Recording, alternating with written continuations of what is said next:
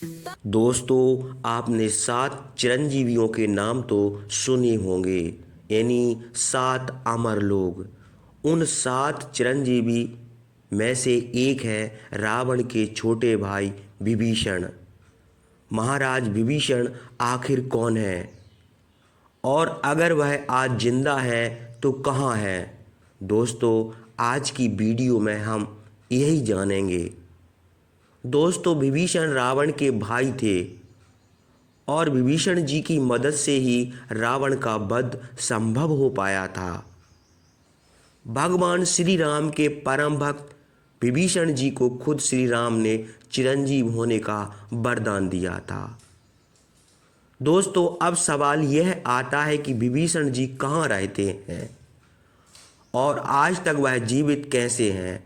रामायण की कथा के अनुसार जब रावण माता सीता का हरण कर लंका ले आया तो उसने माता सीता को अशोक वाटिका में रखा था। अशोक वाटिका में उस समय माता सीता की एकमात्र सखी विभीषण की पुत्री त्रिजटा थी, जो रावण के अशोक वाटिका के प्रमुख पहरेदार थी।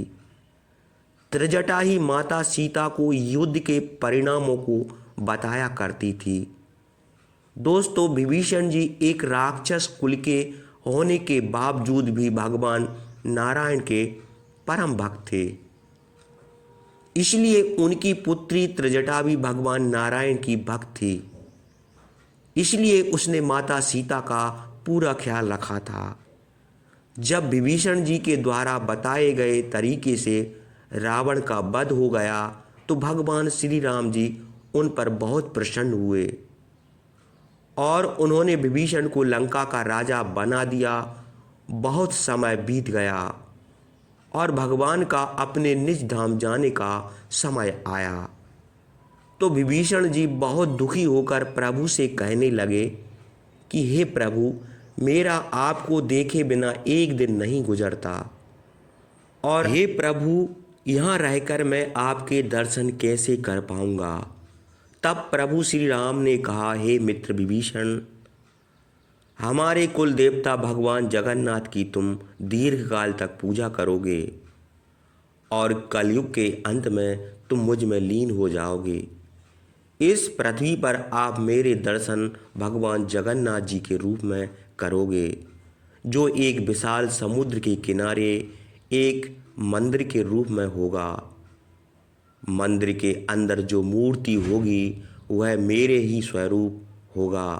प्रभु के मुख से यह बातें सुनकर विभीषण जी वहाँ नतमस्तक हो गए और भगवान राम अपने बैकुंठ धाम को चले गए। दोस्तों, प्राचीन काल की बात है, एक दिन भगवान जगन्नाथ जी के दर्शन करने के लिए विभीषण जी हमेशा की तरह पहुँचे और भगवान जगन्नाथ के दर्शन किए और उनसे कहते हैं, हे प्रभु, इतने दिन से मैं आपके दर्शन करने के लिए लंका से यहाँ रोज आता हूँ।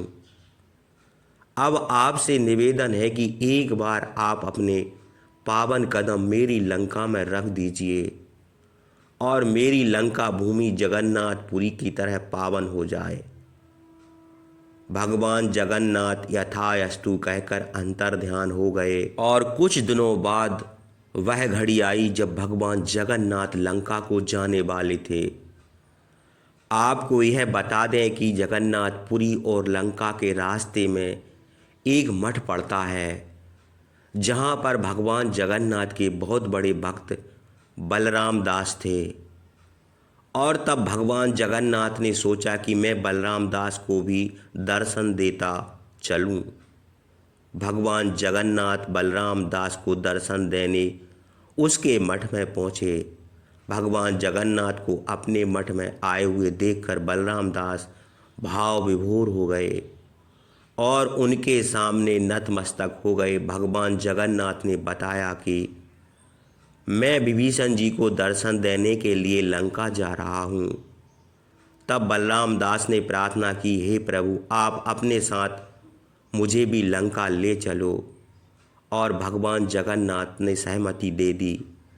सहमति के साथ भगवान जगन्नाथ बलराम दास को एक सुराही जैसा मटका दिया जो सोने का था और कहा, जब हम वापस आएंगे तब आप यह मटका मुझे वापस दे देना, क्योंकि मैं इसे जगन्नाथपुरी से लेकर आया हूँ। और वह अपनी यात्रा लंका की तरफ शुरू कर देते हैं।